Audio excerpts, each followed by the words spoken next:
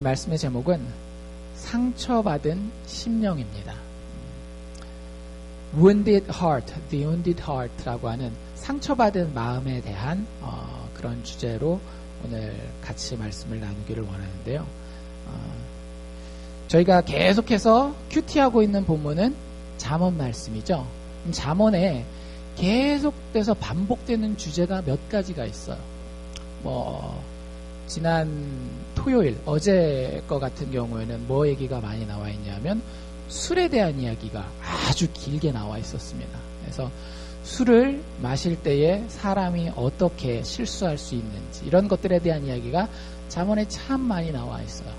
또 게으름에 대한 이야기도 참 많이 나와 있습니다. 잠으로 대표되거나 일을 미룬다든지 여러 가지 게으름에 대한 이야기들도 많이 나와 있어요. 그 다음에 또 정말 많이 나와 있는 것이 우리의 말에 대한 이야기가 참 많이 나와 있습니다. 인간의 거의 대부분의 문제는 어디서 시작되는가 하면 이 세치 혀에서 시작되는 경우가 참 많이 있잖아요. 그래서 이 말에 대해서도 많이 다루고 있어요. 오늘 저희가 다루고자 하는 주제는 제가 이미 말씀드린 것처럼 마음에 대한 주제입니다. 잠언을 보면 실질적으로 우리의 삶에 도움이 되는 조언을 참 많이 해줘요. 그럼 상식적으로 행동을, 외적인 행동을 이렇게 해라 라고 하는 조언이 참 많을 것 같은데 의외로 행동에 대한 조언보다 더 많은 강조점이 어디에 가 있는가 하면 행동 이전에 있는 우리 마음의 동기에 훨씬 더 많은 강조점이 가 있는 것을 보게 됩니다. 그래서 우리가 읽은 것처럼 성경은 특별히 잠언은 마음에 대해서 이렇게 이야기를 하고 있어요. 무릇 지킬 만한 모든 다른 것들보다 더욱 무엇을 지키라? 너의 마음을 지키라 라고 이야기를 하고 있습니다. 생명의 근원이 이에서 남이니라. 여러분들 사는 것처럼 살고 싶으시죠? 사는 것답게 살고 싶은데 그게 잘 되지 않아요. 왜냐하면 우리가 많은 경우에 착각하고 있기 때문에 그래요. 대부분의 사람들은 인간의 사는 것답게 사는 것, 행복하게 사는 것이 자신의 어떤 환경에서 온다라고 생각합니다. 이 정도 돈을 갖춰놓고 이 정도 자식을 키워놓고 이 정도 건강을 유지하면 내 인생이 행복할 것이라고 하는, 내 인생이 정말로 충만할 것이라고 하는 착각 가운데 살고 있어요. 그런데 성경은 우리가 가지고 있는 그 일반적인 상식을 완전히 배치해서 하나님의 창조 질서에 대해 우리에게 강력하게 이야기해주고 있습니다. 너희에게 중요한 것은 외적으로 보이는 환경과 조건이 아니야 라고 말입니다. 너희에게 중요한 것은, 우리에게 중요한 것은 뭐라고 성경이 가르치고 있다라고요? 우리의 마음이요 우리의 심령이라고 이야기를 합니다. 우리의 마음이, 우리의 심령이 환경을 어떻게 다루느냐가 사실은 우리 인생의 행복을 결정합니다. 잘 생각해 보세요. 돈이 많은 모든 사람은 행복합니까? 돈이 많아도 그것을 내 마음으로 잘 다루지 못해서 욕심을 부린다든지 오히려 나보다 더 부자인 사람을 보고 시기심, 질투심을 가지면 돈이 많은 것 자체가 나를 행복하게 할 수 없어요. 그 돈에 대해서 생각하고 다루는 내 마음이 어떤 태도와 어떤 자세를 가지느냐가 훨씬 더 중요합니다. 거꾸로 돈이 없는 사람은 늘 불행한 거 참 어떻게 해볼 방법이 없는 건가요? 그렇지 않아요. 돈이 없지만 행복할 수 있는 길이 얼마든지 있습니다. 어디서부터 시작되는 거예요? 마음에서부터 시작되는 거예요. 건강의 문제도 마찬가지입니다. 어떤 사람들은 내가 80까지 90까지 병 한 번도 안 걸리고 병원에 한 번도 안 가야지만 행복할 거라고 생각하지만 늘 자기 건강이 어떻게 될까 불안하는 마음을 가지고 불행하게 인생을 살아가요. 하지만 어떤 사람은 죽음 앞에 서서도 그 질병이 나를 죽음으로 이끌고 갈 수밖에 없는 그 상황 가운데서도 하나님을 믿는 신앙 가운데에 올바른 마음의 태도로 인생을 행복하게, 다른 어떤 사람들보다도 더 강하게 살아가는 모습을 얼마든지 우리는 주변에서 찾아볼 수 있습니다. 그래서 잠언이 우리에게 이렇게 얘기를 하는 거예요. 무릇 지킬 만한 다른 어떤 것들보다 더욱 너의 마음을 지키라. 근데 문제는 뭐예요? 이거 지키는 게 쉬워요? 어려워요? 여러분들 땅 따먹기 같은 거 옛날에 해보셨는지 모르겠어요. 땅 따먹기 이렇게 탁탁 하면 이제 자기 땅이 이렇게 막 생기잖아요. 그럼 그 땅을 지키는 게 쉽던가요? 어렵던가요? 물론 난 땅 따먹기를 잘하니까 늘 이겼어 하면 뭐야 할 수 없겠지만 뭐 게임이나 이런 걸 하다 보면 내가 이루어놓은 것, 내가 가지고 있는 소중한 것들을 자꾸 잃어버리게 되는 그런 상황이 생깁니다. 나이가 들면 그게 또 어디서 드러나요? 비즈니스 하다 보면 여기 내 비즈니스 영역인데 자꾸 내 비즈니스 영역이 다른 사람에 의해서 이렇게 뭐라 그래야 될까 침범받는 것 같고 내가 그것을 잘 지킬 수 있을까라는 두려움도 생기게 됩니다. 그래서 인생은 늘 그걸 지킬 수 있느냐 없느냐에 대한 싸움인데 성경은 다른 것도 신경 쓸 수는 있겠지만 무엇 지키는 것에 대해서 마음 지키는 것에 대해서 상당히 중요하게 이야기를 하고 있고 사실 그게 쉽지 않기 때문에 우리에게 꼭 지키라고 이야기하고 있는 겁니다. 18장 14절에 보면 이런 말이 나와 있어요. 사람의 심령은 그 병을 능히 이기려니와. 여러분들 마음이 강하면 병에 들어도 나을 수 있는 확률이 훨씬 더 높아집니다. 이건 제 얘기가 아니라 여러분들도 그런 얘기는 많이 들어보셨을 거예요. 암병에 걸려서 말기, 3기, 4기 이상 간 사람들 중에 생존하는 사람들을 이렇게 인터뷰를 해보잖아요. 대부분 어떤 사람들일까요? 마음으로 포기한 사람들일까요? 마음으로 여전히 소망을 가진 사람들일까요? 나은 사람들, 의학적으로 포기했는데 낫는 사람들이 있거든요. 꼭 뭐 교회에서 기도하지 않더라도 낫는 경우들이 있어요. 그런데 대부분은 다 마음 가운데에 뭔가 의지가 있거나 소망이 있는 사람들이 병이 낫더라는 거예요. 성경이 그걸 이야기를 하는 겁니다. 사람의 심령이 그 병을 이긴다라는 거죠. 그런데 그 뒤에 뭐라고 얘기를 하는가 하면 반대로 심령이 상하게 되면 그것을 누가 일으킬 수 있겠느냐. 우리가 아무리 건강해도요. 우리 마음 가운데에 상처가 너무 깊어요. 우리 마음이 너무나 우리 심령이 너무나 슬퍼요. 깨져 있어요. 아파요. 여러분들 마음만 아프고 끝날까요? 그렇지 않아요. 마음이 아프면 결국 어디가 아픈지 아세요? 몸이 아파요. 제가 몇 번 말씀드렸지만 진짜 신기했어요. 정말 놀라울 정도로 신기했습니다.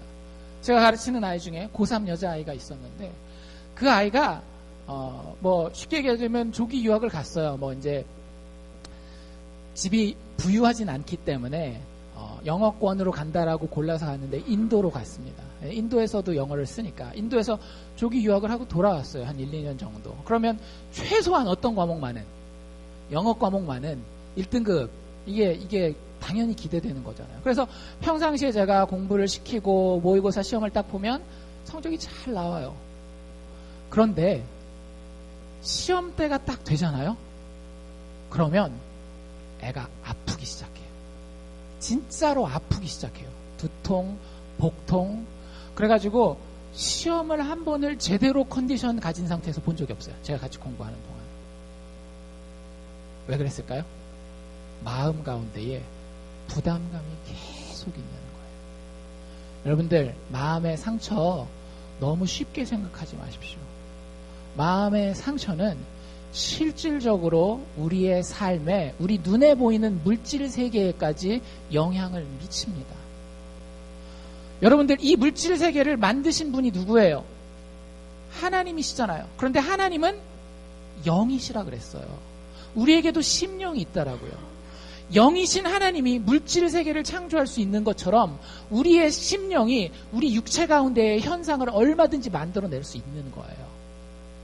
그래서 여러분들 인간의 행복이 내 환경에 나의 행복이 내 환경이나 내 성적이나 내 비즈니스 그 잘 되는 여부에 달려있다라고 생각하지 마세요. 그게 중요하지 않고 하지 말라라는 이야기가 아니라 그 부분은 그 부분에 맞게 열심히 하지만 하나님이 정말 하나님 백성에게 자녀들에게 정말 당부하고 싶은 것은 그 부분을 넘어서서 어디에?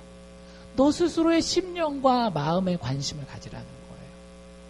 자꾸 우리는 마음을 봐야 됩니다. 나뿐만 아니라 내 자녀들을 바라볼 때도 내 이웃들을 바라볼 때도 그 사람들의 뭘 바라봐야 되는 거예요? 마음을 바라봐야 되는 거예요. 여러분들 자녀에게 부모가 나쁜 말 틀린 말 하는 경우가 많겠어요 적겠어요? 별로 없어요. 부모가 자녀 잘 되라고 늘 좋은 말, 맞는 말을 합니다. 근데 부모 때문에 상처받는 자녀들은 많을까요, 적을까요? 부모 때문에 마음의 상처를 받는 자녀들은 참 많이 있어요. 부모님들은 잘 모르시지만 애들끼리 모아보면 확실해요. 왜요? 부모는 뭘 보는 거예요? 조언을 줄 때 외적인 환경을 보는 거예요. 이렇게 하면 네가 잘 될 것이야, 성공할 것이야, 분명히 될 수 있어. 그런데 뭘 보지 못한 거예요? 그 아이의 마음을 보지 못하는 거예요. 이 마음이 지금 얼마나 연약한 상태 가운데 있는지, 혹은 거꾸로 얼마나 교만한 상태 가운데 있는지, 그런 것들을 보고 그 마음에 맞는 조언이 사실은 이 아이의 인생을 살리는 겁니다. 인간관계에서 하는 말도 마찬가지예요. 우리가 같이 사업하고 같이 사역을 하다 보면 맞는 얘기는 얼마든지 던질 수 있어요. 그런데 우리가 과연 그 말을 할 때에 마음을 보고 그 이야기를 던지는지, 아니면 외적인 상황과 환경과 조성될 조건만 보고 그 말을 던지는지는 상당히 중요한 결과를 가져오게 됩니다. 전혀 다른 결과를 가져오게 된다고 하는 거예요. 그래서 성경을 따라가세요, 여러분들. 성경을 따라가면 실수하는 법이 없어요. 여러분들이 배우자를 바라볼 때도 그 사람의 외적인 행동보다 마음을 먼저 보려고 하세요. 자녀들, 이웃들, 친구들 다 마찬가지예요. 그러면 그 공동체는 삽니다. 그 부부는 사는 부부가 되고요. 그 가정은 사는 가정이 되고요. 그 교회도 사는 교회가 돼요. 사도 바울, 여러분들 우리가 늘 이야기하잖아요. 사도 바울이 개척한 교회가 엄청 많이 있었잖아요. 사도 바울이 개척한 교회들 다 잘 됐을까요? 물론 영적으로 봤을 땐 다 잘 됐어요. 그런데 외적으로 봤을 때는 사도 바울이 개척한 모든 교회들은 정말 하나의 예외도 없이 다 어려움을 당하는 교회였어요. 핍박받고 경제적인 불이익을 당하고 교회 다닌다라는 것 때문에 다른 사람들한테 손가락질 당하고 다 이런 교회들이었어요. 그럼 여러분들 그 교회를 사랑하는 그 교회 개척자 입장에서 뭐라고 기도하는 게 상식적인 거예요? 하나님, 어느 교회에 어떤 집사님이 감옥에 갇혀 있습니다. 지금 예수 믿는 것 때문에 감옥에 갇혀 있습니다. 빨리 풀려나게 해주십시오. 지금 로마의 법과 제도가 기독교를 너무 핍박하고 있는데, 하나님, 로마의 법과 제도가 기독교를 참 서포트할 수 있는 그런 기독교의 호의적인 법이 되게 해주십시오. 얼마든지 기도할 수 있지 않겠어요? 근데 사도 바울이 교회들을 위해서 기도한 걸 보면은요, 그런 경우를 찾아볼 수가 없어요. 진짜 놀랍지 않습니까? 그러니까 우리가 성경을 볼 때 정말 좀 자세히 봐야 될 필요가 있는 것 같아요. 그 한 예가 뭐냐면, 에베소서 3장에 보면 에베소 교회도 역시 핍박받는 교회였습니다. 그런데 그 교회를 위해서 기도할 때 사도 바울이 이렇게 기도합니다. 내가 늘 하나님 앞에 기도하기를 하나님의 영광의 풍성함을 따라서 그분의 성령으로 말미암아, 그 다음이 중요한데 이렇게 얘기를 합니다. 너희의 속사람, 마음, 심령을 얘기를 하는 거예요. 너희의 속사람을 하나님의 능력으로 강건하게 하옵시기를 원하노라. 이게 사도 바울의 정말 마음 절절한 자기가 사랑하는 교회를 위한 기도였다는 거예요. 여러분들 교회 안에 있지만 마음이 상처받고 마음이 무너지고 아무 소망도 없고 절망 가운데 있다라고 한다면 하나님 보시기에 정말 안타까운 모습입니다. 그 사람들이 그 상처받은 마음을 가지고 세상에 나가서 절름발이처럼 쩔뚝쩔뚝 살아간다라고 한다면 하나님이 얼마나 마음 아프고 눈물을 흘리시고 슬퍼하시겠어요. 그래서 여러분들 내 마음을 살펴보시고요. 만약에 내 마음이 상한 심령이고 상처로 인하여서 도대체 어떻게 할 수 없을 만큼 힘든 상황 가운데 있다면 오늘 이 말씀을 통해서 회복하실 수 있기를 바랍니다. 하나님의 뜻은 여러분의 마음이 상하고 상처받은 가운데 그대로 있기를 원하지 않으세요. 저도 경험을 통해서 많이 보지만, 신앙생활 하면서 많이 보지만, 하나님께서 하나님의 사랑하시는 자들의 마음을 회복하시는 것들을 너무 많이 봤습니다. 그런데 환경을 회복시키시는 것보다 더 놀라운 축복이 하나님이 성도들의 마음을 회복시키는 거더라고요. 그 인생은 살아요. 그 가정은 살아요. 그 부부는 살아요. 그리고 그 교회는 삽니다. 하나님이 회복시키시는 그 마음을 가진 그 공동체와 개인은 반드시 살게 돼 있어요. 여러분들의 사모가 되지 않습니까? 하나님이 우리를 그렇게 지으셨어요. 그리고 우리를 더 좋은 길로 이끌고 가기를 원하시는 거예요. 우리가 얼마나 그 말씀 가운데 귀 기울이고 그분이 원하시는 회복 가운데에 우리의 마음을 맡겨놓을 수 있는지, 이게 관건. 상한 마음, 여러분들 상처받으시는 마음을 가지고 계십니까? 자녀를 통해서건 환경을 통해서건 뭐 건강을 통해서건 상한 마음, 상처받은 심령. 왜 우리는 마음에 상처를 받죠? 상한 심령을 가지게 되죠? 뭐 그런 것들에 대해서 해결하려면 여러분들 어떻게 하셔야 돼요? 상담을 받아보셔야죠. 심리학자들을 만나보셔야죠. 그래서 상담 받는 거 아니에요? 상담 왜 받아요? 어려서부터 이런 상처가 있어서 지금까지도 막 영향을 줄 수 있다. 뭐 이런 이론들이 상담 이론들이거든요. 그런데 성경은 진짜 놀라워요. 제가 여러분들 보고 계속 성경 보라고 말씀드리는 이유가 여기에 있어요. 성경만큼 정확한 책이 없어요. 대부분의 책들은 인간의 마음의 상처에 대해서 이야기할 때에 그걸 어떻게, 왜, 원인이 뭡니까 얘기할 때에 너무 단선적으로만 이야기해요. 그거는 인간관계가 잘못됐기 때문에 마음에 상처가 있는 거야. 아니야. 그거는 어떤 도덕적인 그 양심의 가책이 있기 때문에 마음에 상처가 있는 거야. 아니야. 그 몸의 건강의 문제 때문에 그런 거야. 뭐 이렇게 단순하게 하나씩만 이야기를 합니다. 그런데 성경은 우리의 마음이 그렇게 단순하지 않다라고 이야기를 해요. 성경은 우리의 마음의 상처가 생길 수 있는 여러 가지 원인들을 다 언급하고 있습니다. 성경 모두 66권을 다 살펴보지 않아도 돼요. 오늘 우리가 다루고 있는 이 잠언 본문만 가지고도 성경에 왜 우리 마음이 상처받는지, 도대체 어떤 것들에 의해서 부정적인 영향을 받고 상하게 되는지에 대해서 자세히 설명하고 있어요. 우리의 마음이 상처받는 첫 번째 원인은 뭐냐면요, 신체적인 원인, 물리적인 원인 때문에 우리의 마음이 상할 수 있습니다. 진짜 그런가요? 잠언 27장 9절에 보면, 이거 제가 안 읽어드린 건데 이런 말씀이 나와 있어요. 기름과 향이 사람의 마음을 즐겁게 하나니. 여러분들 그 가스스테이션에서나 뭐 이런 데 팔면 흑인들 뭐 사가요? 길다란 향 사가지고 가죠. 또 백인들 보면 샤워 같은 거 할 때 뭐 펴놓고 샤워해요? 촛불 켜놓고 샤워하잖아요. 왜요? 집이 어두워서? 아니잖아요. 왜요? 이 향이라든지 이런 것들이 실질적으로 사람의 심리적 상태에 영향을 미쳐요. 그런데 그런 화학적인 영향, 외적인 영향이 우리 몸 밖에서만 일어나는 게 아니라 어디서도 일어나겠어요? 몸 안에서도 호르몬이라든지 이런 것들, 남자들, 여자들 갱년기 지나면 어때요? 힘들잖아요. 어디가 힘들어요? 몸도 힘들지만 마음이 힘들다는 얘기를 그렇게들 많이 해요. 근데 그 모든 것들의 원인은 사실은 어디 있는 거예요? 자기 몸에 있는 거예요. 그래서 성경에서 우리 육체를 절대 타부시하거나 무시하지 않습니다. 여러분들 건강을 잘 유지하는 것이 여러분의 마음을 지키는 한 가지 방법이라는 걸 아셔야 돼요. 내 육체가 한계가 있구나, 이걸 모르잖아요? 그러면 심지어는 하나님의 일을 하다가도 마음이 어떻게 될까요? 상하는 거예요. 막 고갈돼가지고. 여러분들 그 목사님들 그 세미나 같은 데 가면 가장 중요한 이슈 중에 하나가 뭔지 알아요? 아세요? exhaustion이에요. 일하다가, 하나님의 일하는데 하나님의 일하는 목사님들이 지쳐가지고 더 이상 사역을 할 수 없는 경우가 되는 경우가 너무 많습니다. 뭘 모르기 때문에 그러는 거예요. 우리의 마음에 뭐가, 우리의 육체적인 건강적인 측면이 영향을 미칠 수 있다라는 사실을 모르고 그냥 막 내립다 달리다 보면 어떨 수 있어요? 내 마음이 상할 수 있다라고 하는 거예요. 그래서 여러분들도 마음의 상처가 있을 때 꼭 생각해 보세요. 이게 꼭 누구 때문이다라고 생각하지 말고, 어떤 때는 진짜 너무 단순하게 내가 내 건강을, 내가 내 몸을 너무 험하게 굴리기 때문에 괜히 짜증나고 괜히 상처받고 별말 아닌데 이럴 수 있거든요.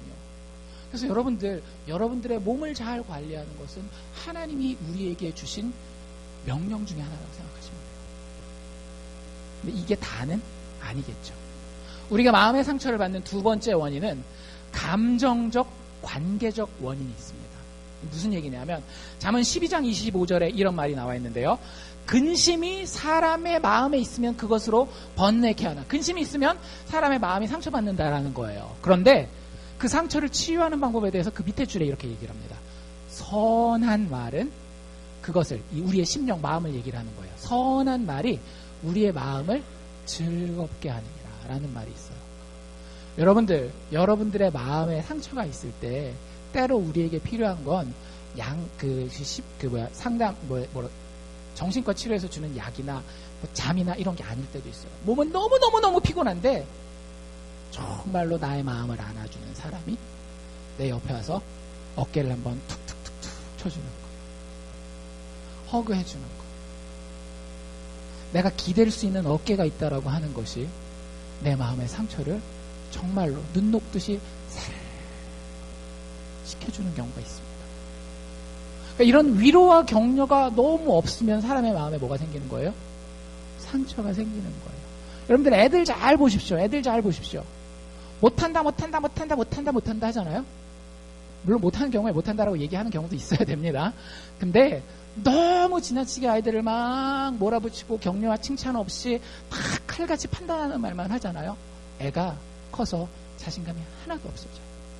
마음의 상처가 너무 깊어서 부모를 떠나 독립했을 때도 자기 스스로 살아갈 수 있는 힘과 능력이 없는 경우가 너무나 많습니다.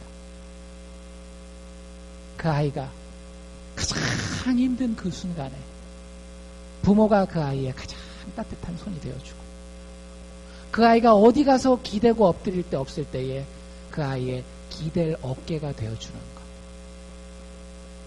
그 아이의 상한 심령을 치료해주는 때로는 가장 빠른 길이 될 수 있어요.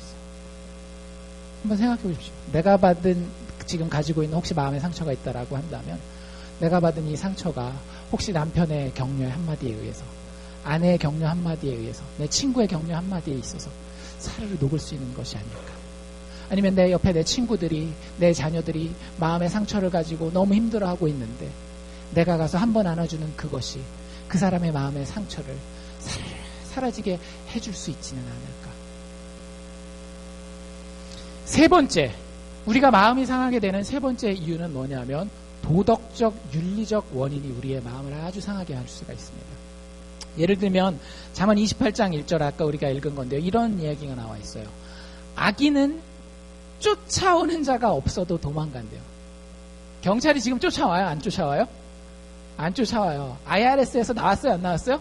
안 나왔어요. 근데 악인은 쫓아오는 자가 없어도 어떻게 된대요? 도망한대요. 의인은 반대로 어떻대요? 사자같이 담대하다라는 거예요. 강한 마음을 가진다라고 하는 거죠. 악인은 그냥 단순하게 이렇게 생각하시면 돼요. 도덕적으로, 윤리적으로 여러분들 마음에 걸리는 게 혹시 있으십니까? 그게 뭐 법으로 걸리는 걸 수도 있고 아니면 그냥 자기 양심상 걸리는 걸 수도 있어요. 그럼 사람 마음이 편할까요? 안 편할까요? 사람이 조그만 거짓말만 해도 여러분들 마음속이 어때요? 걸려야 정상입니다. 이게 안 걸리면 상당히 지금 많이 옆으로 나가는 거예요. 거짓말만 한마디만 해도 사람 마음 가운데는 불편함이 있어요. 왜 가끔씩 뉴스 보면 10년 전, 20년 전, 30년 전 범죄했던 것들 가지고 경찰서에 와서 자수하고, 옛날에 내 도서관에서 책 빌려간 거 안 갖다 준 게 있는데 이제 할아버지가 되어서 그 책값과 함께 뭐 벌금을 다 드립니다. 이런 이야기들이 왜 나오겠어요, 여러분들? 사람이 마음속으로 죄 지어가지고는 살 수 있다는 얘기예요, 없다는 얘기예요? 마음속에 꺼리 끼는 게 있으면 살 수 없다라는 거예요. 차라리 그거 그냥 포기하고 마음 편한 게 낫지, 자기 마음에 걸리는 일 때문에 자기 마음의 상처를 계속 가지고 살 필요는 없다라고 성경은 이야기를 합니다. 성경이 이야기하는 기준이 사실은 맞는 거예요. 네 번째, 우리 마음 가운데 상처를 가져다 줄 수 있는 것은 뭐냐 하면 좀 수준이 높아집니다. 존재론적, 실존론적, 발음도 힘드네요. 존재론적, 실존론적 원인이 있을 수 있어요. 이게 무슨 얘기냐면 14장 13절에 이런 얘기가 나와 있어요. 그러니까 인간이 하는 말이 더 어려워요. 성경이 때로는 훨씬 더 분명하고 쉬울 때가 있어요. 14장 13절에 이런 말이 나와 있는데요. 웃을 때에도, 여러분들 마음에 얼굴로 웃을 때가 있잖아요. 웃을 때에도 마음에 슬픔이 있고 즐거움이 있어요. 근데 그 즐거움의 끝에도 근심이 있대요. 어떤 분들은 이거 보시면서 나는 아니야. 나는 항상 파지티브하게 긍정적으로 살기 때문에 이거는 몇몇 우울질의 사람들에 대한 이야기야. 이렇게 생각하실 수 있어요. 근데 그렇지 않아요. 이 본문을 심각하게 연구하는 많은 학자들과 목사님들이 이 14장 13절이 단지 몇몇 우울질의 사람들에 대한 이야기가 아니고 우리 인간 전체에 대한 이야기라고 이야기를 합니다. 여러분이 제가 유한한 인간이기 때문에 가지는 어쩔 수 없는 슬픔과 아쉬움, 섭섭함이 있습니다. 여러분들 추수감사절 재밌게 잘 보내셨나요? 아까 애들 물어봤더니 막 난리가 났더라고요. LA로 달라스로 막 디즈니랜드로 막 왔다 갔다 다 했는데 저희도 아주 행복한 추수감사절을 보냈어요. 저희가 이제 화요일 날 저녁 때 아이들이 이제 시카고로 디베이트를 갔다가 돌아왔거든요. 밤늦게 돌아왔는데 그래서 화요일 날은 제끼고 수요일 하고 그다음에 수요일 날 예배 같이 오고 목요일 날 하루 종일 열심히 숙제하고 집에서 수요일도 숙제했습니다. 그리고 목요일 날 저녁 때 저희가 이제 늘 하던 것처럼 큐티 말씀을 놓고 그날은 추수감사 당일이니까 우리 감사하는 것들을 하나씩 얘기를 해보자 해가지고 이야기를 쭉 나눴어요. 근데 감사할 게 너무 많아서 이게 얘기가 끊기지를 않는 거예요. 그리고 막 감사한 것들을 하나씩 이렇게 생각해 보는데 얘네가 돌아온 지가 사실은 48시간이 채 안 됐더라고요. 정확하게 계산을 했더니 이틀이 채 안 된 거예요. 근데 이 이틀이 얼마나 풍성하게 가족들끼리 그 정을 느끼고 얼굴 보고 있고 식탁에 같이 앉아서 밥을 먹는 것만으로도 너무 행복하고 제 마음이 가득 찼는지 야 니들 언제 왔냐? 엊그제. 진짜? 그러니까 진짜 생각해보니까 그렇더라고요. 금요일 날 떠나서 토요일, 일요일, 월요일, 화요일 날 5일 동안 떨어져 있었고 그 전주에 또 한참 바빠가지고 뭐 연습한다 해가지고 뭐 보지도 못하고 그 전주에는 또 디베이트 또 갔었고 막 너무 바빴거든요. 이번 가을 학기가. 근데 마음 가운데에 이틀 딱 같이 있었는데 정말 하나님이 주신 그 풍성함이 있는 거예요. 근데 제가 하고 싶은 얘기는 그 다음입니다. 그 다음. 근데 딱 걱정이 되는 거예요. 뭐가 걱정이 됐을까요? 야 이제 한 번밖에 안 남았다. 뭐가 한 번밖에 안 남았을까요? 저희 식구가 4식구잖아요. 저하고 아내하고 큰딸 작은딸 있는데 4식구가 추수감사절을 같이 이렇게 정말 풍성하게 보낼 수 있는 게 저희 아이가 이제 주니어거든요. 내년에 시니어 때 한 번 더 보내고 대학하고 나면 없는 거예요. 여러분들 그때 느껴지는 이 마음의 외로움 아십니까? 제가 너무 감성적인가요? 근데 마음이 짠한 거예요. 제가 말을 해놓고도 야 우리 이제 한 번밖에 안 남았다라고 딱 얘기를 하는데 마음이 짠한 거예요. 내가 애들 이거 붙들어 놓고 있을 수도 없고 애들은 커서 자기 길을 가야 될 텐데 언젠가는 떠나게 될 것이고 야, 사람이 이렇게 유한하구나. 인간에겐 이렇게 한계가 있을 수밖에 없구나. 이런 것들이 느껴지더라고요. 팀 켈러 목사님 제가 이 설교 준비하면서 팀 켈러 목사님 설교거든요 이게. 그분 그런 얘기를 하더라고요. 여러분들 파티 가족들이 다 모여서 파티하는 그 식탁에는 누군가 한 명은 모두가 다 떠나가는 것을 보게 될 남은 한 사람이 있을 겁니다. 여러분들 쓸쓸하지 않으세요? 지금이야 다 있고 하지만 네가 갈지 내가 갈지 누가 먼저 갈지는 모르지만 확률적으로 그렇잖아요. 누군가 한 명은 다 다른 사람 인생 마치고 끝내고 죽는 거를 볼 한 사람 마지막에 남는 그 사람이 있다란 말이에요. 그게 내가 아니라고 누가 보장하겠어요. 그런 의미에서 여러분들이 인간은 웃을 때에도 마음에 슬픔이 있는 거고요. 즐거움의 끝에도 근심이 있을 수밖에 없는 거예요.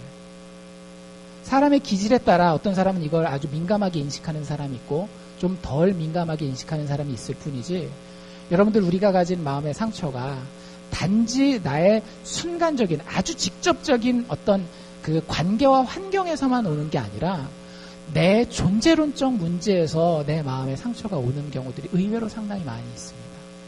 여러분들 그런 거 못 느끼세요?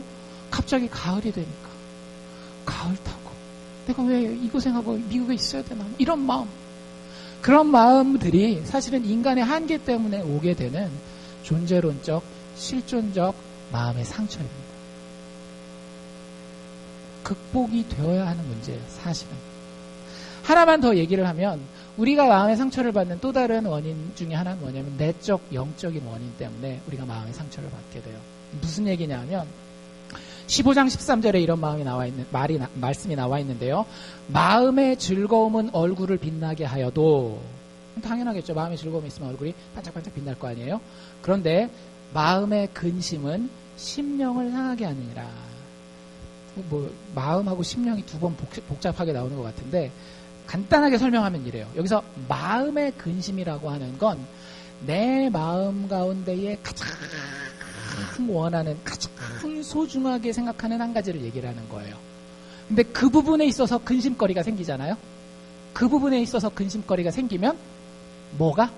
내 심령이 상처받는다는 거예요. 내 영혼이 상처를 받는다라는 거예요. 이게 무슨 얘기냐면 여러분들, 하나님이 우리를 만들어 놓으셨을 때에 우리는 만들어지기 자체를 어떻게 만들어졌는가 하면 하나님만 경배하고 하나님만 즐거워하도록 만들어져 있어요. 여러분들이 아무리 부정한다 할지라도 이건 팩트예요.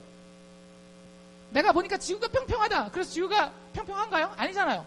내가 아무리 생각하는 것과는 다르게 팩트라고 하는 게 존재하는데 우리는 하나님으로부터 만들어져서 하나님만 경배하고 하나님만 즐거워하도록 지어졌습니다. 그런데 하나님이 아닌 다른 것이 내 마음 가운데의 제1우선순위가 되는 거예요. 그게 돈이 됐건 자식이 됐건 명예가 됐건 건강이 됐건 뭐가 됐건 하나님이 아닌 다른 것이 나에게 경배의 대상이요 즐거움의 대상이 되잖아요. 그러면 그 마음 가운데 늘 뭐가 있는가 하면 그걸 잃어버릴까 하는 근심이 생기는 거예요. 여러분들이 돈을 하나님보다 더 중요한 위치에 놓고 자식을 하나님보다 더 중요한 위치에 놓고 내 건강과 내 명예를 하나님보다 더 중요한 위치에 갖다 놓는 순간 그것은 우리로 하여금 근심하게 만듭니다. 그렇지 않아요? 여러분들 소중하다라고 생각하는 대부분의 것들이 여러분들을 근심시키는 것들 아닌가요? 돈 얼마나 소중하다라고 생각해요. 근데 그 돈만큼 우리를 근심하게 하는 게 어디 있어요?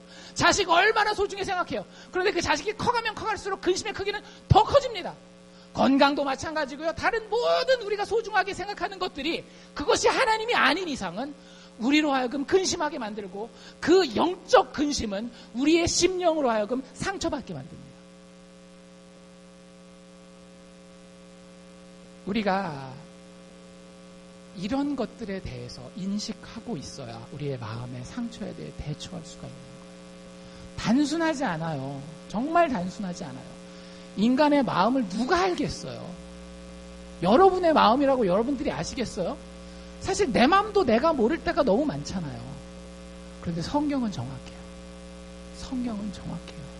우리의 마음이 육체적, 물리적 그런 원인 때문에 상처받기도 하고 감정적, 관계적 원인 때문에 상처받기도 하고 때로는 도덕적, 윤리적 원인 때문에 때로는 존재론적, 실존적 원인 때문에 때로는 내적, 영적 원인 때문에 상처받고 있음을 하나님이 알고 계시다라는 거예요. 성경에 그게 언급되었다라고 하는 건. 얼마나 복잡해요. 해결할 수 있겠어요? 해결하기 힘듭니다. 진짜 해결하기 힘든 게 마음의 상처예요, 여러분들. 근데 우리를 더 절망 가운데 빠뜨리는 말이 있어요. 잠언 14장 10절에 이런 말이 나와 있습니다. 마음의 고통은 자기가 알고. 근데 이 말은 여러분들 이렇게 한국말로 하나만 한 글자만 바꾸면 더 이해하기가 쉬울 것 같아요. 마음의 고통은 자기만 알고. 여러분들 이런 느낌 느껴보신 적 없으세요? 이건 내 남편도 몰라, 내 아내도 몰라, 이거는 너무너무 고통스러운데 이 내 마음의 고통은 나밖에 몰라. 이런 경우 있잖아요. 마음의 즐거움도 타인이 참여하지 못하느니라. 여러분들 마음의 상처가 이렇게 복잡하고 힘든 것이면 어떻게 해서든지 도움을 받아서 이걸 해결해야 되는데 성경은 분명하게 그게 쉽지 않을 걸 이라고 우리한테 던져주고 있는 거예요. 이게 뭐예요? 분석 다 해놓고 답이 없어. 이런 거랑 비슷한 거잖아요.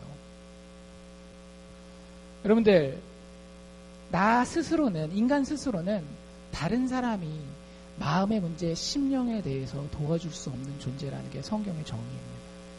아무리 친한 사람이 있어도, 아무리 마음을 터놓는 것 같은 사람이 있어도 사실은 이거는 내 스스로 해결해야 되는 문제예요. 여러분들 어쩌시렵니까? 교회 다니면서도 근데 이렇게 외로운 사람들이 있어요. 교회 다니면서도.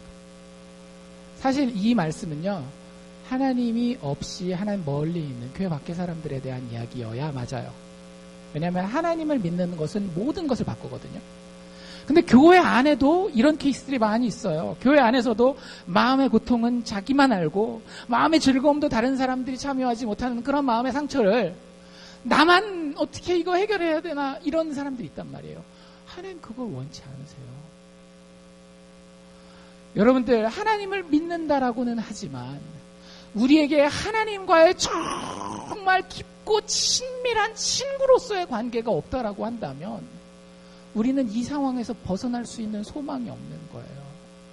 교회에 나와 있고 내가 예수 믿는다라고 말로 이야기하는 게 중요한 게 아니라 우리가 하루 24시간 일주일 7일을 살아가면서 하나님이 실존하는 인격으로서 나와 늘 대화하고 나와 늘 교제하고 그분에게 내가 기댈 수 있는 어깨가 있음을 알고 내가 기댈 수 있고 내가 움직이지도 못하고 탄식하고 있을 때 그분이 내 뒤에 와서 꾹 안아줄 수 있는 이런 하나님과의 친밀한 관계가 없으면 우리는 우리의 마음을 알아줄 자가 아무도 없고 우리의 즐거움도 다른 사람이 나눌 수가 없다라고 하는 거예요. 얼마나 참 힘든 일입니까? 교회에 있으면서 신앙생활을 한다라고 하면서도 하나님과의 그 친밀한 인격적인 관계가 없다라고 한다면 우리가 그것을 향해서 나아가야 합니다. 신앙이 중요하다라고 하는 이유가 이거예요. 괜히 교회에 사람 모아놓고 여러분들 이 앞에서 제가 대장로를 하려는 게 아니라 목사님들이 그러려는 게 아니라 신앙이 우리의 인생의 모든 것을 특별히 우리의 마음에 있어서 하나님의 생명력을 가져다 줄 수 있는 유일한 통로이기 때문에 그런 겁니다. 도대체 이 힘든 상처받은 심령을 어떻게 치유해야 할까요? 13장 12절을 제가 읽어드릴게요. 소망이 더디 이루게 되면 그것이 마음을 상하게 하나니. 여기까지는 이해가 됩니다. 우리가 원하는 게 있는데 그게 오랫동안 잘 안 이루어지면 우리의 마음이 당연히 상하게 되겠죠. 근데 그 밑에 줄에 이런 표현이 나오는데요. 소원이 이루는 것은 여러분들 이게 뒷부분을 한번 완성해 보십시오. 소원이 이루어지는 것은 여러분들 뭐라고 완성하실래요? 여러 가지 완성해 줄 수 있어요. 소원이 완성되는 것은 내 마음의 기쁨이다. 인생의 행복이다. 나의 성취감이다. 뭐 여러 가지 이야기할 수 있어요. 그런데 잠언 기자는 이렇게 얘기를 합니다. 소원이 이루는 것은 곧 생명나무라. 여러분들 성경에 이 생명나무라고 하는 표현은 자주 나오지 않는 표현입니다. 일단 제일 먼저 어디 나올까요? 제일 먼저 창세기에 나오죠. 여러분들 창세기에 두 개의 나무가 특별히 소개되고 있습니다. 하나님이 사람을 창조하시고 에덴 동산 가운데 아담과 하와를 줄 때 두 나무가 특별하게 언급되고 있는데 하나는 우리가 잘 알고 있는 아담과 하와가 따먹은 선악을 알게 하는 지식을 주는 그런 나무의 열매가 있어요. 그렇죠? 그걸 안 따먹었으면 참 우리가 이렇게 고생 안 해도 될 텐데 그 나무에 대해서 소개하고요. 동시에 뭐에 대해서 소개하고 있는가 하면 생명나무에 대해서 소개합니다. 그리고는 성경 전체에 계속 안 나와요. 그리고 어디 나와요? 요한계시록에 나온단 말이에요. 마지막에 하나님과 함께 우리가 영원토록 왕노릇하며 모든 풍성함과 모든 만족함을 누리게 될 그 자리에 생명나무가 있어요. 그리고 다른 데는 하나도 안 나와요. 어디에 딱 나올까요? 잠언에 3번 나와요. 되게 특이하지 않습니까? 생명나무가 사실은 창세기 3장에 우리에게 어떻게 되는가 하면 금지돼요. 왜요? 아담과 하와가 죄를 범함으로 하나님의 에덴 동산에서 쫓겨나게 되잖아요. 그래서 더 이상 사람은 생명나무에 다가갈 수가 있습니까? 없습니까? 없어요. 죽음을 그 대가로 치러야 돼요. 그래서 많은 사람들이 생명나무를 뭐라고 생각하는가 하면 생명나무는 먹으면 영원히 사는 것 뭐 이런 정도로 생각해요. 그런데 그렇지 않아요. 성경 전체 문맥에서 생명나무 혹은 나무에 대한 이야기들이 쭉 나올 때 보면 생명나무는 뭘 가리키는가 하면 생명의 풍성함, 나의 가장 깊은 소망이 완전히 만족되는 그러한 인생을 성경은 생명나무라고 이야기를 해요. 그러니까 여러분이 생각할 수 있는 가장 아름다운 삶을 성경은 생명나무라고 하고 사람을 처음 창조하셨을 때 인간에게 하나님이 그것을 선물로 주셨어요. 가능하게 하셨단 말이에요. 죄가 없을 때. 근데 죄 짓고 나서 그 생명나무가 거꾸로 다른 말로 바꾸면 그 생명의 풍성함이, 인생의 풍성함이, 그 가장 깊은 소망의 완전한 만족함이 인생 가운데 더 이상 가능하다라는 얘기예요? 불가능하다라는 얘기예요? 아담과 하와가 죄를 짓고 생명나무로부터 끊어진 이상은 더 이상 우리 인생은 풍성할 수가 없는 거예요. 우리 마음 가운데의 진정한 만족은 사실은 불가능하다라고 하는 겁니다. 여러분들, 제가 너무 과장해서 인생을 비관적으로 보고 있는 건가요? 아니에요. 여러분들 잘 생각해 보세요. 우리에게는 한 번도 보지 못했지만, 한 번도 경험하지 못했지만 마음 가운데 너무 원하는 그 무엇인가가 있어요. 그런데 그것을 내 손으로 잡아본 적은 또 한 번도 없어요. 예를 들어서 여러분들 여행을 내가 진짜 가고 싶은 데로 가요. 뭐 프랑스, 파리, 영국, 런던 뭐 이런 데 딱 가기 전에 여러분들 마음이 어떠시겠어요? 두근반 세근반 막 기대가 막 될 거 아니에요. 거기 가서 뭔가 얻게 될 만족감이 있을 거라고 기대하고 갑니다. 파리에 가요. 하루가 지나고 이틀이 지나고 3일이 지나면 여러분 그래도 그 마음이 여러분들에게 그대로 있을까요? 그렇지 않아요. 여러분들 학생들 같은 경우는 좋은 대학, 내가 요 대학만 지금 내 레벨이 요건데 여기서 하나만 뛰어넘어서 요 대학만 가면 막 정말 만족할 것 같은데 학교를 가요. 그 대학 캠퍼스 라이프에 그 만족감이 있겠죠? 절대 없어요. 여러분들, 사람이 여러 가지 새로운 것을 시도합니다. 왜냐하면 마음속에 그 만족감에 대한 갈망이 있거든요. 한 번도 가지진 못했지만 너무나 신기하게 내 마음속에 가지고 있는 그 갈망이 있어요. 그래서 젊은 친구들은 조그만 리를락 같은 도시에 살면 인생이 불만족스럽잖아요. 그래서 어떻게 하기를 원해요? 큰 도시 달라스로 가기를 원하잖아요. 얼마 전에 들으니까 달라스에 사는 젊은 사람들은 LA나 뉴욕으로 또 가고 싶으시답니다. 왜? 여기서 만족 안 되는 게 거기 가면 될 것 같은데 가보니까 안 되니까 또 다른 데를 계속 찾는 거예요. 잡도 마찬가지고 비즈니스도 마찬가지고 심지어는 배우자도 마찬가지예요. 왜 사람이 결혼했다가 또 다른 배우자를 찾고 이런 일들이 벌어지겠어요? 뭔가 원하는 게 있는데 그게 그 사람을 통해서 분명히 이루어질 거라고 생각했거든요. 그 두근두근거림, 야 이거야 이거 생각했었는데 막상 생활해보니까 그러니까 힘들지만 그거 끝내고 다른 도전을 또 한번 해보는 거예요. 근데 거기 답이 있을까요? 거기 답이 없어요. 왜? 그것은 생명나무가 아니기 때문에.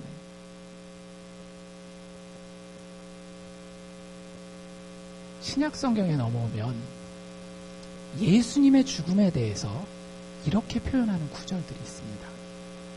그 중에 하나인데요. 사도행전 5장 30절에 베드로가 설교를 해요. 베드로가 예수 안 믿는 사람들한테 예수님을 소개하는 거예요. 그런데 이렇게 설교하더라고요. 너희가 나무에, 어디에? 나무에 달아 죽인 예수라는 표현을 씁니다. 여러분들 엄밀하게 말해서 십자가가 나무인가요? 뿌리가 있고 잎이 나고 꽃이 피고 열매를 맺는 나무인가요? 십자가는 엄밀하게 이야기하자면 나무는 아니에요. 그렇죠? 그런데 신약의 저자들이 의도적으로 예수님의 십자가를 나무라는 표현으로 계속 기록합니다. 베드로, 바울, 베드로, 정말 많은 사람들이 많은 본문에서 십자가를 나무라고 표현해요. 왜 그랬을까요? 생명나무가 우리에게 끊어졌어요. 그 길이 우리에게 막혀버렸습니다.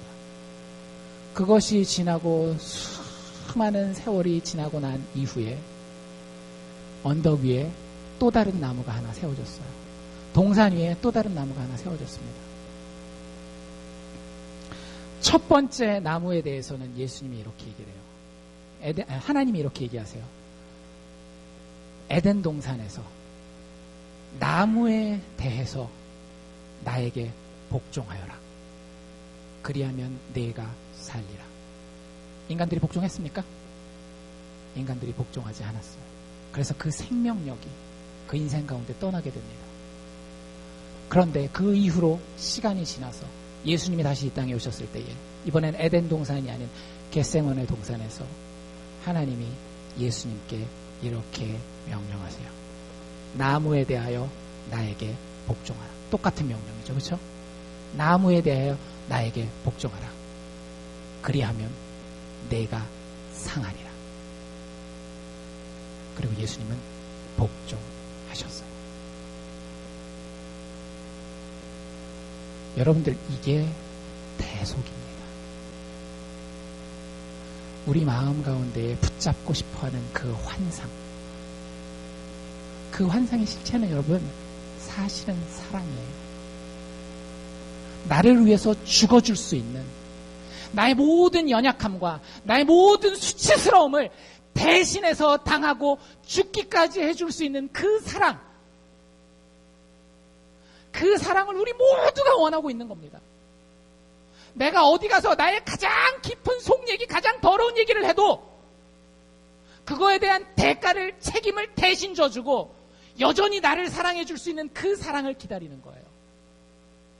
그게 새로운 잡을 통해서, 혹은 내가 결혼할 배우자를 통해서, 혹은 좋은 어떤 오락을 통해서 나에게 얻어질 거라고 착각하고 있는데, 지구상 어디에도, 역사 어느 순간에도 그 생명나무는 존재하지 않았습니다. 2000년 전 갈보리 언덕을 제외하고.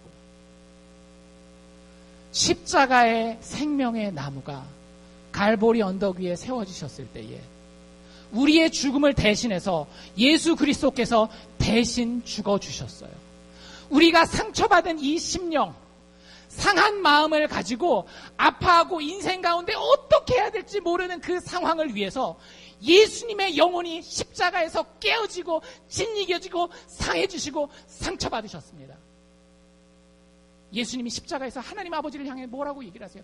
그 사랑으로 연결된, 그 영원한 사랑으로 연결된 아버지와 아들과의 관계에서 예수님이 하나님 아버지를 향해서 뭐라고 울부짖느냐라고요. 나의 하나님, 나의 하나님, 어찌하여 나를 버리셨나이까? 그 상함, 그 상한 마음과 육체와 전 인격이 모두 다 우리를 위한 것이었습니다.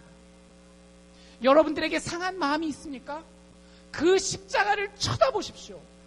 그 십자가의 그 사랑이 내 마음을 녹이고 내 인생을 새롭게 만드는 그 순간까지 십자가 앞에 엎드려야 합니다.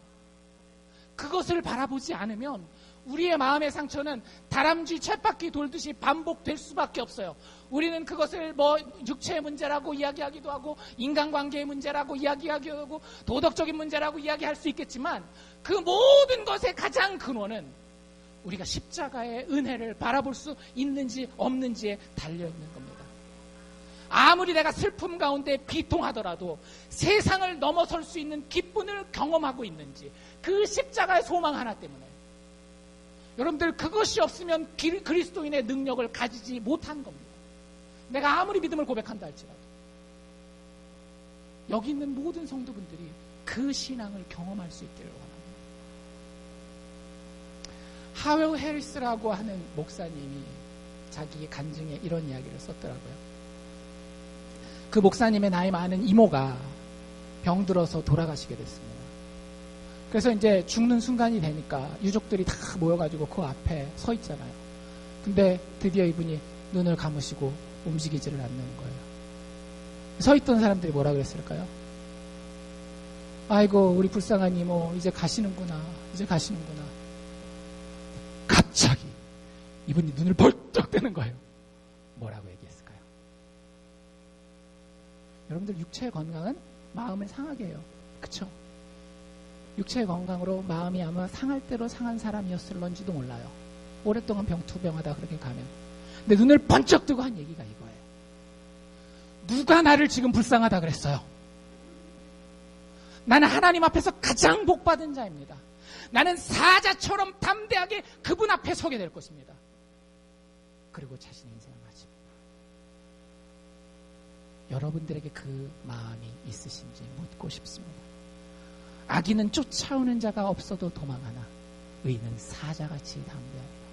이 강한 심령, 강한 마음, 상처를 극복하고 다시 설 수 있는, 의인은 7번 넘어져도 다시 일어나리라라고 하는 그 부활신앙의 주인공이 된 그 마음을 여러분들은 가지고 계신지요?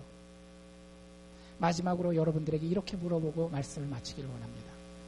여러분들, 은행에 돈을 쌓아놓는 것보다 여러분들의 마음과 심령에 하나님의 은혜를 쌓아놓는 것에 훨씬 더 큰 관심이 있으십니까?